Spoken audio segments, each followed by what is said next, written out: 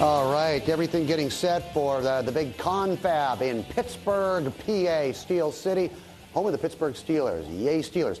G20 leaders start their summits later today in the U.S. city, but although the U.S. is host, China expected to play a very, very visible role indeed. And Zeb, countries like the PRC have been getting a lot of kudos lately from the likes of the IMF, who say that these countries are the new generation, the new, and they need a bigger voice. Yeah, Bernie, that's right. Dominic Strauss-Kahn this week talking up China. And as we go into this G20 meeting, it obviously comes at a critical time. The global economy in the midst of recovery and world leaders counting on China to help stimulate growth. The question now, will China go along with their demands and rebalance its own economy? We spoke with SocGen's chief Asia economist, Glenn McGuire.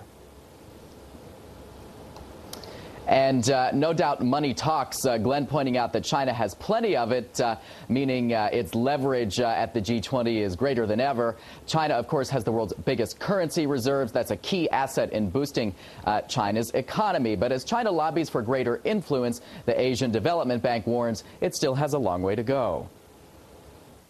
China can play a very significant role in supporting the global economic recovery. But China's economy at the moment is only 6 or 7% of the world economy. So that already tells us that there are clear limits to the role that China can play at its current level of development. And don't forget, this G20 meeting comes in the midst of a trade dispute between the U.S. and China. That, of course, after President Barack Obama ordered a 35% tariff on Chinese tire imports. China now retaliating by investigating U.S. poultry prices.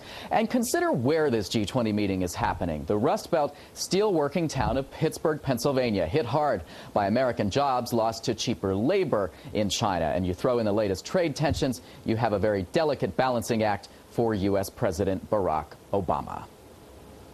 Having the G20 at Pittsburgh in the heart of the American sort of working belt is a signal that Obama wants to send to American people that he is standing up to China and that he is protecting U.S. jobs. And Bernie, standing up to China obviously has its cost. The key question after the G20, the key challenge for the White House, how to rebalance the relationship. And that will likely stretch into November when President Obama makes his first official visit to China. So stay tuned. That's what's at stake. That's what's at stake for China in Pitt City in Pittsburgh, PA.